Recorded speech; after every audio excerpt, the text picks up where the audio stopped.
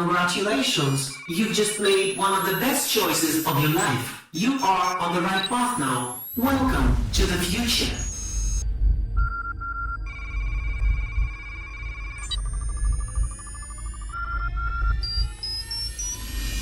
Welcome to the The future. world is in financial disarray. Currencies failing, economies in wild flux, jobs being lost. What's up mga ka-alien? It's me again, Joseph, the Forex and Crypto Trader. Musta mga ka-alien? Ha? Medyo kumakalma na ngayon ng war, di ba? May sinasabing ceasefire. Pero alam nyo mga ka-alien, no? Yung mga ceasefire na yan, pansamantala lang yan. Siyempre, baka naubusan na ng mga bala. Kailangan mag-reload, di ba? Kasi kunwari, may mga usapan, tapos yung pala, hindi naman nagkakasundo sa mga usapan, di ba? Wala pa rin. Kaya nga, yung mga ano nila, hindi nagkakasundo, di ba? Vice President, pupunta na doon ng Amerika. At ang mediator na yung Pakistan, wala pa rin. Pero, siyempre, laro naman lahat yan eh. Laro lang yan. Ang laking kinikita nila dyan. Sa gera, ang laki.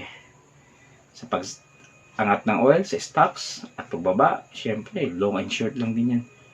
Grabe. Lalo na yung mga insider dyan. Laking kinikita talaga. So tayo mga ordinary trader, sasabay-sabay lang tayo kung makakasilip tayo kung saan tayo papasok, di ba? Ganun lang yan mga ka-alien. Wala man tayo magagawa, kontrolado nila yan. Pero ang maganda ngayon, dahil yung nasa baba pa lahat ng mga market, lalo na sa crypto, wala lamang ibang pupunta niyan kundi babalik ulit sa taas. Lalo na kapag napirmahan na, o talagang approve na yung Clarity Act Bill na ayon nga sa sabi-sabi, 90% pasado na. At ang nakita ko dyan, mga ka-alien, isasabay yan sa May kapag papalitan na yung nakaupong chairman sa Federal Reserve, si Powell. At yung ipapalit, yung kaalyado ng Trump para yung kanilang kamada system sa market, wala na. Talagang susunod yan kay Trump. Ganyan lang. So, ang gagawin natin ngayon mga ka-alien, habang nasa baba yung mga presyo, hahanap tayo ng mga stocks na talaga magpapump, di ba? Yung susunod sa trend, di ba? Ganun lang. So, ngayon mga ka-alien, ito not a financial advice, for educational purposes lang, at kanya-kaya tayong bili, kanya-kaya tayong benta. Ito naman lang ay mga itinatanong ko rin sa ating mahiwagang bolang kristal. Kasi cryptanalysis to eh. Siya nga pala, sa mga nanonood dyan, just follow, like, and share ito ating channel. Siyempre, yun lang ang ano natin. Tapos, comment din kayo sa baba, mga ka-alien. So, ito na. Tatawagin na natin ang ating bolang kristal. Kasi,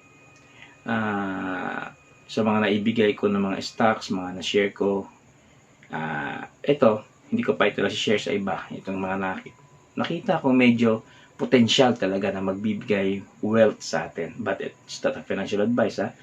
So, tatawagin natin, ha. Okay? Ito na mga ka-alien. Bolang kristal. Magpakita ka na. Yun na mga ka-alien. Bolang kristal. Ano ang magandang isasali din namin sa aming portfolio ngayon? Yung talagang sasabay sa trend mula ngayon hanggang 2030, di ba?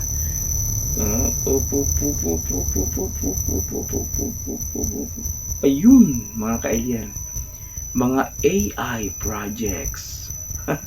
AI projects, robotics, yan ang sinasabi nga.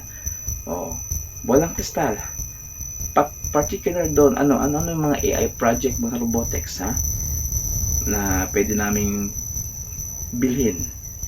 Yun na, mga ka-alien, yun na. Ayun. Peak. Peak. Alam ko paano basa ito? Peak. O kayo nang bahala dyan. Nandun yan sa Coin Market Cap. Nandun yan. Makikita natin yan. O yan ha. Murang-mura pa. Robotics yan. Kikita tayo dyan. Alam niyo naman, di ba? Nasa robotics ngayon. AI. Papunta na tayo dun eh. Papunta talaga tayo dun. Hindi na natin pwedeng ipagkaila na we are now going to the future. Yan. Ano pa? Ayun. Oki o Ayoki. Oki or Ayoki, mga ka-alien. Robotics din yan. AI. Ano pa? O ito. Bukod sa XRP, sa SEC ng mga payment, yung sinishare ko sa inyo, XRP at SEC. Pay AI. Ayun, mga ka-alien. Pay AI. Grabe. Ang dami. Ano pa? AI. O ito pa. Modular. Ano yung paano babasahin? Modular. O mga ka-alien, yun na. O, binibigyan na tayo. O, ano pa? So, dami na. Ano pa? Ayun, PAL AI. Mga ka-alien. So, papahingan natin ating bolang kristal. Ayun na. So, mga ka-alien, kanya-kanya tayong bili ha, kanya-kanya tayong benta. Ayan po yung senior sa atin na ating mahiwagang bolang kristal. Bukod sa ilay sa OS noon, syempre, huwag natin kalimutan yun, ilay sa OS. Diba? Yung dating AI-16, naging ilay sa OS, yung mga AI yan. Ayun. PIC o PIAC, o paano babasahin yan? Diba? Modular AI, Pay AI, andun din. Ayoki. Ayan, mga robotics, mga ka-alien. So, sana naman, kapag kayo tumama, huwag kayong kakalimot. No. Hindi. At least nakatulong tayo sa inyo, mga ka-alien. Iyan po talaga ang magiging trend. Siyempre, papunta na tayo doon sa future. Ang dami na po mga robotics, ang dami na po mga humanoids. Makikita natin yan kahit sa China, Amerika, sa mga mayayamang bansa. Singapore, may mga ganon. Diba?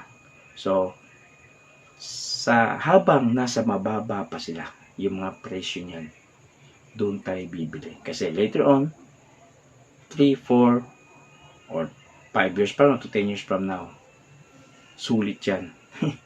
Tulad ng Bitcoin, from $1 naging $126,000 at bumaba ngayon, naging 60, babalik na naman yan. Gaya ng sinasabi nila na aabot daw sa $1 million, sabi ni Fidel na yung Cathy Wood, isang investor, investor din. At ang company is isang investment company. Nakabili nga si Cathy Wood noon ng back 2017, nasa $250 yata ang Bitcoin nun. Grabe, billion ang binili lang. Ang laki ng kinita ngayon. Diba? Una silang naniwala eh. Kaya kapag una kang naniwala, mga ka-alien, tulad nito, yung sinasabi ko sa inyo, mga AI, mga robotics, una tayong naniwala dyan. Pagdating na 2 to 3 to 5 years from now, mula ngayon, aanihin natin. Kaya, so, yun lang po, mga ka-alien. In-update ko po kayo. Magulo pa rin sa Middle East, andun pa rin.